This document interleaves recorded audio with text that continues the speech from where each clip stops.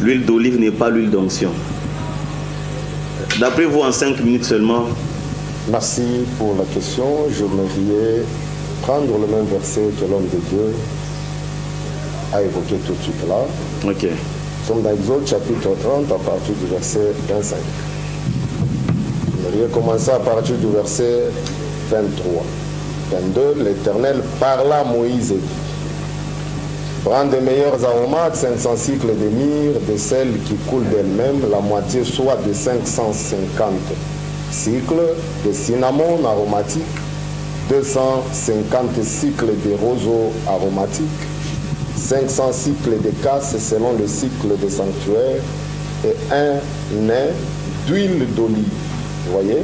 Ok. Et Dieu dit: tu feras avec cela une huile d'onction sainte, composition de parfum, ainsi de suite. Je voudrais m'arrêter par là.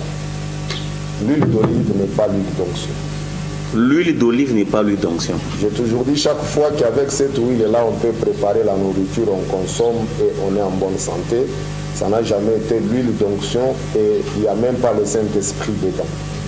Je voudrais encore dire ceci, vous allez voir que la plupart des gens qui sont en train de travailler avec la puissance du diable, je pèse bien mes mots, ce sont ces gens-là qui aiment bien se cacher derrière de telles histoires.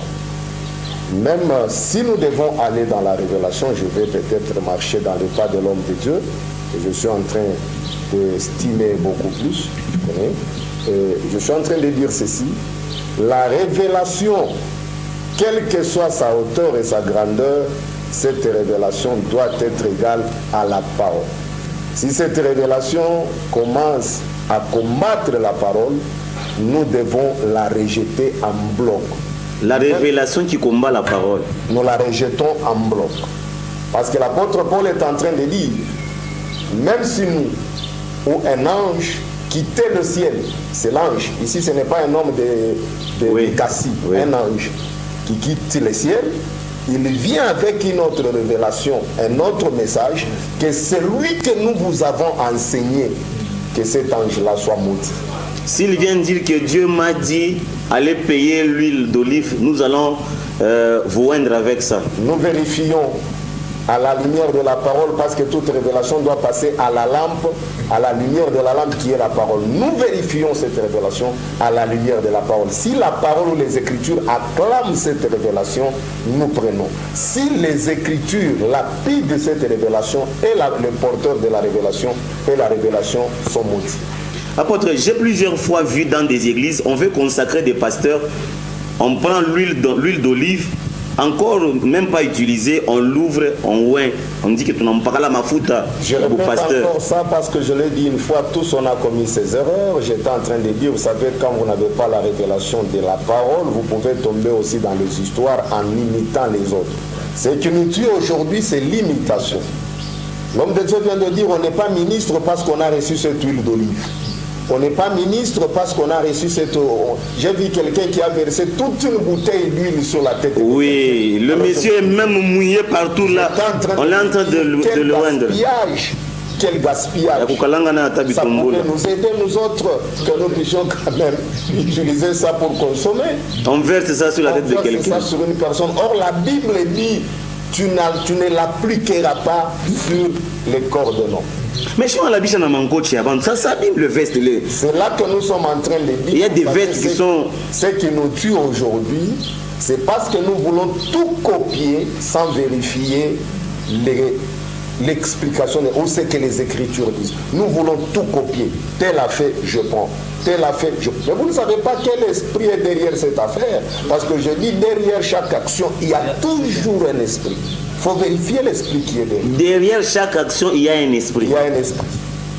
Et vous allez voir, peut-être pour ne pas vous scandaliser, vous allez voir, comme nous le disons aujourd'hui, il y a des hommes, des soi-disant hommes de Dieu, qui ont la capacité de déshabiller les femmes d'autrui et prendre cette soi-disant huile d'onction appliquée dans les ventres des femmes d'autrui.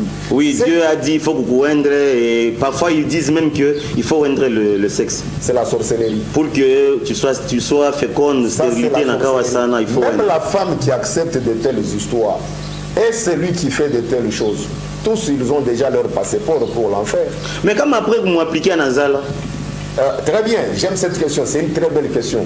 Là, si tu peux m'accorder un peu quelques minutes et que j'essaie un peu d'expliquer. En 2 minutes seulement. Merci. Moïse et Aaron, ils arrivent quelque part, Dieu dit à Moïse, tu parleras à la pierre. La pierre va faire sortir de l'eau. Moïse prend le bâton dans sa colère, il frappe la pierre. L'eau était sortie. Il n'a pas parlé. Il n'a pas fait ce que Dieu lui a demandé. Mainatoka. Banakuno. Mambo ni pa kuingia mkana, Mungu anamwita Moïse na Aaron anasema vous ne m'avez pas sanctifié. Vous n'entrerez pas. Vous savez que vous pouvez faire des histoires, mambo nafashika. Mnalanda tu bongo muntu anazala. Mais mambo ni pa kuingia. C'est là que la Bible dit plusieurs diront n'avons-nous pas chassé les démons en ton nom? N'avons-nous pas prophétisé en ton nom? Mais il va leur dire quoi? Je ne vous ai jamais connu. Donc Dieu peut accepter que kile mtumishi wa Mungu anasema kinafanyika mais anamprive. Mungu kile mtumishi wa Mungu anasema. Dieu anataja jina ya Yesu kinafanyika. Au nom de la révélation. Kinafanyika. Mais kuingia kumbingu ya Mungu qui n'entre pas. C'est là que j'ai toujours dit aux enfants de Dieu. Ce n'est pas le miracle qui fait nous enfants, qui fait de nous enfants de Dieu. Ce n'est pas le miracle qu'on a fait que Léo Batu te bateau tamou. Et là, je m'adresse à celui qui me suit pendant ce temps. Les gens sont à la recherche des miracles. J'ai aimé ce que l'homme de Dieu a dit. On ne devient pas ministre sur la terre. J'ai toujours dit, Israël ne rentre pas, ne part pas dans le pays de Canaan, mais il rentre dans le pays de Canaan. Parce que c'est de là qu'il est venu. Et quand Israël a quitté le pays de Canaan, il n'est pas venu me brebis. Dans sa judiciaire, il y avait l'agneau.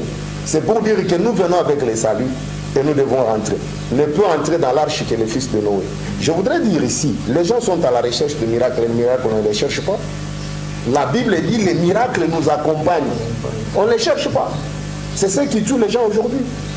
Est-ce que je peux allez-y, c'est même, oui. Révérend. En tout cas, vraiment, je suis vraiment étonné par son éloquence. Il m'a toujours fait du bien. Merci. Mais sinon, c'est que nous devrions aussi retenir que les miracles n'ont jamais sauvé quelqu'un. Amen. Mais par contre, les miracles nous rendent encore beaucoup plus incrédules. Si nous prenons... Les miracles nous rendent incrédules. Quand vous regardez les enfants d'Israël, quand vous regardez quand Dieu les a visités quand ils étaient encore en Égypte, vous allez remarquer qu'ils avaient vu Dieu opérer beaucoup de miracles, même quand il est retourné à Canaan. C'est ce que mon révérend a dit, parce qu'Israël retourne seulement d'où il est venu. Apportez la voix s'il vous plaît. Et vous allez remarquer que même dans leur retour, ils ont expérimenté les miracles de Dieu. Mais cependant, aucun d'eux, à part Josué et Caleb, qui sont entrés, mais tous sont restés dans le désert. C'est pour dire que le miracle n'ont jamais sauvé. Et quand vous regardez, l'église du temps du soir est à la quête des miracles. Voilà. Or, les miracles n'ont jamais sauvé. C'est pour cela que vous voyez, les hommes de Dieu sont poussés maintenant à faire du n'importe quoi. Hein? Ils prennent l'huile, ils appliquent n'importe. Et vous savez que, tel que l'homme de Dieu l'a dit, derrière chaque action, il y a un esprit. Amen. Derrière chaque action, il y a un esprit. Il y a d'autres qu'on croit prophètes, mais cependant, ils ne sont pas prophètes, ce sont des défunts. Et vous allez voir que même la femme a l'esprit du python. Ce qu'elle prophétisait était vrai. Amen. Mais cependant, sous quel esprit? Parce que derrière chaque action, il y a un esprit qui est. Et nous savons qu'aujourd'hui, le monde, il y a trop de spectacles autour de nous et la parole est beaucoup méprisée, négligée au détriment des soi-disant miracles et au détriment de la prophétie. Non, homme de Dieu, il y a quelque part où Paul dit que la parole que nous vous annonçons ne repose pas sur des discours, mais sur la démonstration. Lorsqu'un homme de Dieu est en train de travailler, il est censé quand même faire quelque chose.